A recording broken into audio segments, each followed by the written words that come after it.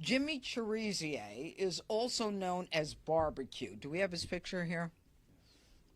Yeah. Okay.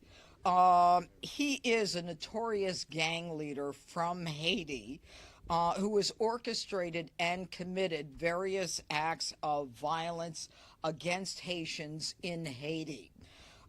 He was sanctioned in 2020 by the United States government under the Global Magnitsky Human Rights Accountability Act. And that is an act that has to do with the president having the authority to sanction globally anyone who was involved in human rights abuses. Now, Cherizier is also known as Barbecue, and his indictment is the first indictment of an individual in the history of the Department of Justice who has been sanctioned under the International Global Magnitsky Human Rights Accountability Act. Now, in terms of background, Barbecue was a police officer in Haiti, but he led many campaigns of violence against Haitians in Haiti, including the notorious La Saline attack in 2018. Notorious because he both planned and participated in the killing of approximately 71 Haitians. It is a turf war that has shocked the human rights activists in the world. His co-defendant, Basile Richardson, grew up in Haiti with Cherizier. He is a naturalized U.S. citizen who is living in North Carolina. He was also indicted under that same one count, and he is indicted for sending money to Cherizier, sending money from the Haitian diaspora in the United States to Cherizier. And knowing that Cherizier was sanctioned under that 2020 Magnitsky Act. Now, apparently he was a trucker who, although he was from North Carolina, was just picked up in Texas. Now, one of the things that is extremely important that you'll be hearing about from my law enforcement partners here is that the State Department has designated a $5 million reward for information leading to the arrest and or conviction of Cherizier. Now, I want to let the public know that anyone who is giving money to Cherizier, also known as Barbecue because of his violent acts in his home country, cannot say, I didn't know that he was sanctioned by the U.S. government.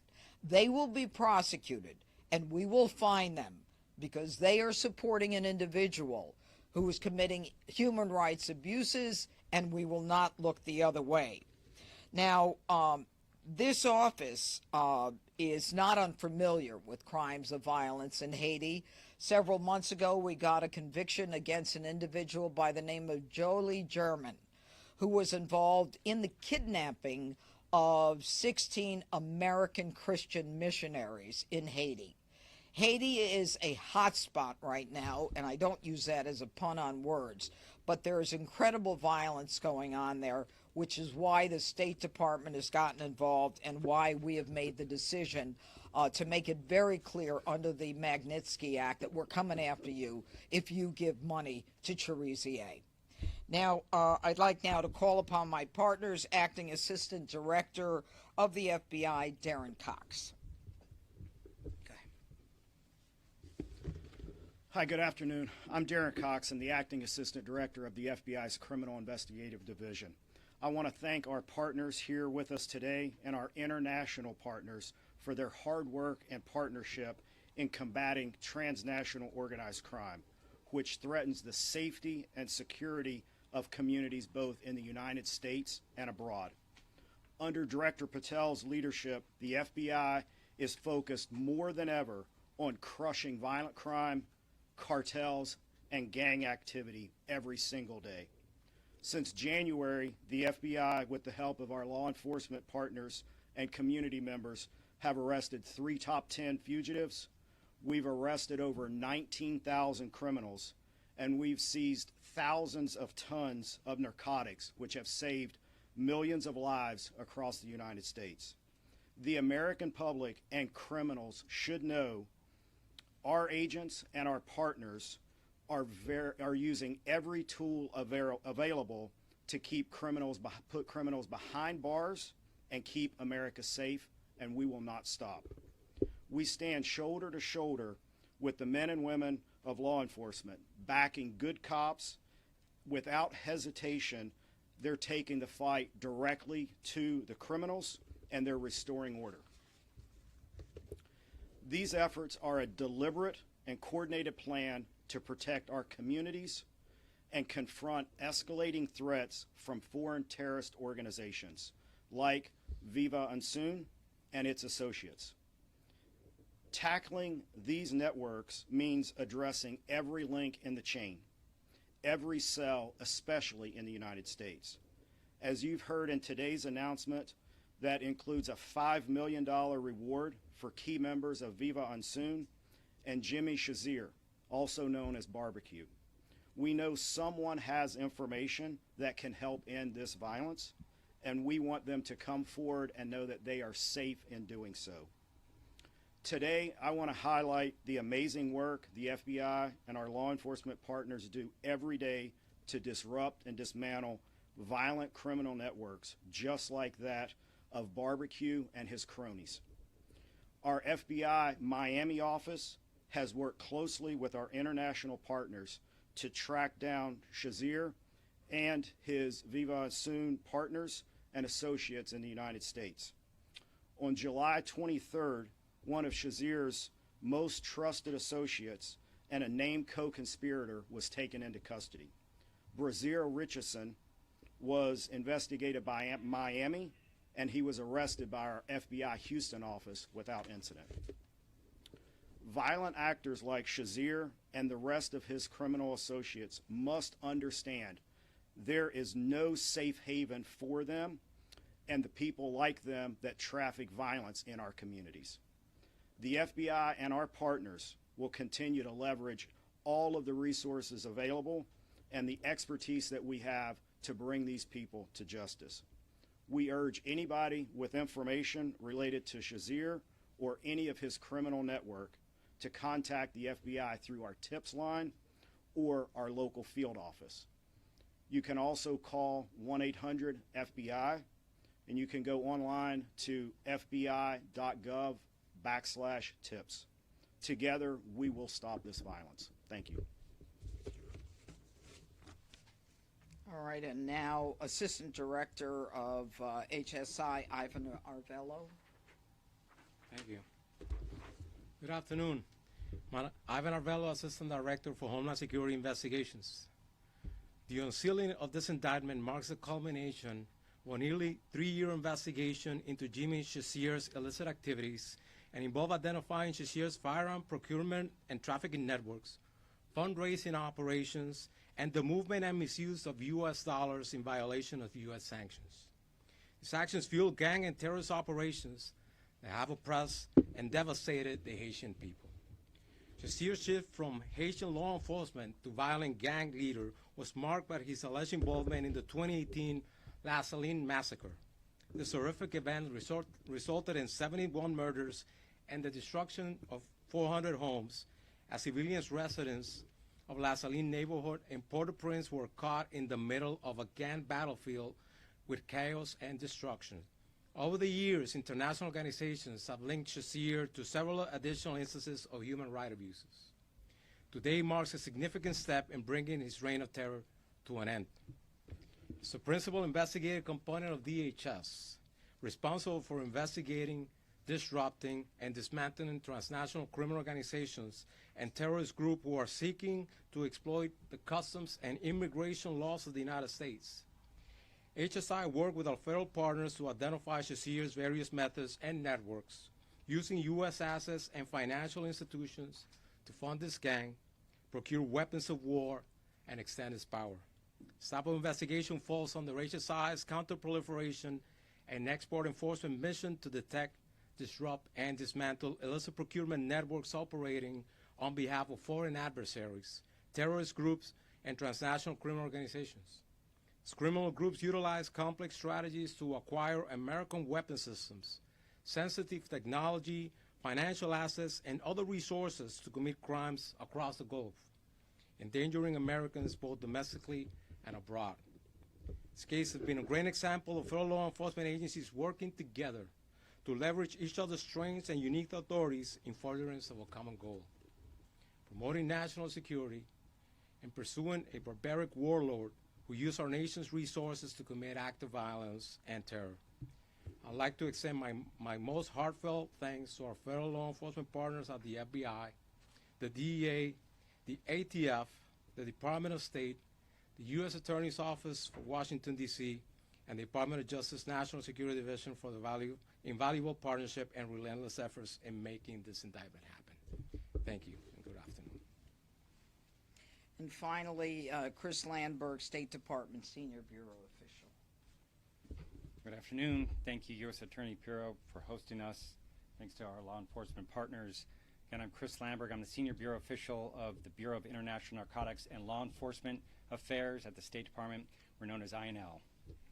Today, the Department of State, along with our federal law enforcement partners, is taking action to protect our nation, to protect the American people, and protect the hemisphere from foreign terrorist organizations, or FTOs. The Department of State is announcing a reward offer of up to $5 million for information leading to the arrest and or conviction of Haitian gang leader Jimmy Chérizier, also known as my colleagues have said, by the name Barbecue. And there's a poster right here related to this reward offer. We're offering this reward for Chérizier under the Transnational Organized Crime Rewards Program because he is the leader of Viv Ansanm, which was designated by Secretary of State Rubio as an FTO and specially designated global terrorist organization in May of this year. As Secretary Rubio declared in his designation announcement, the age of impunity for those supporting violence in Haiti is over. We seek the public's help in bringing Chérizier to justice for not only the people of Haiti, but also to prevent the spread of Viv Ansam's unchecked violence throughout the hemisphere, including affecting the United States. His reign of terror and mass violence against Haiti must end. The instability resulting from his actions has the potential to drive illegal immigration to our borders and increase transnational crime. The State Department will continue to apply its tools, including rewards programs, to combat the scourge of transnational organized crime and associated violence, and especially to stop the worst of the worst criminal ringleaders threatening the people of our hemisphere.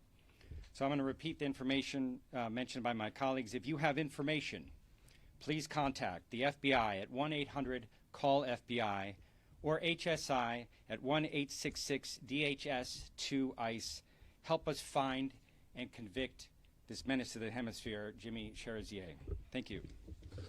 Thank you very much. Questions? Yes.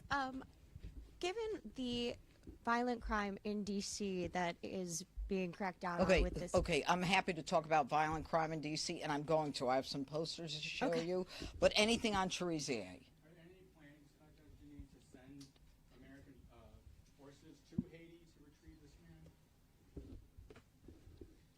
Yeah. So the U.S. government, in a collaborative fashion, is supporting both the Haitian National Police and the multinational security support mission to help stabilize Haiti and create the conditions conducive for holding democratic elections in the country. That is what we are doing. We are doing this mainly through foreign assistance and through technical assistance from our law enforcement partners.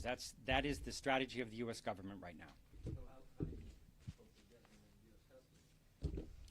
So the point of the rewards offer is to get information about these individuals, and then we are working very closely with Haitian National Police. So that is one of the mechanisms. If we can get information, the individuals can get up to $5 million. Our U.S. law enforcement colleagues will work with Haitian National Police and will arrest this individual and incarcerate him. I have a question about the co-defendant. You said he was picked up in Texas, right? I noticed in the indictment he's a naturalized citizen, and there's been an effort by this administration to, in some cases, denaturalize people who are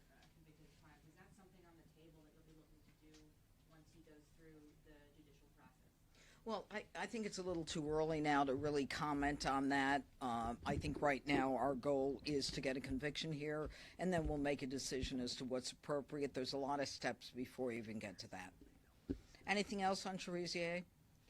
Do you plan to indict other Haitian gang leaders? Is this just the beginning? And do you have any sense of where he might be? If we knew where he was, I wouldn't tell you. I'd go over there myself. No. Right. That was a joke. We certainly have some information, but, you know, we need whatever information we can get from the public. We don't have him in our custody. That's all I can say right now. Do you want to add anything to that, guys? Okay. All right. Greg, anything? All right. Thank you, gentlemen. Thank you.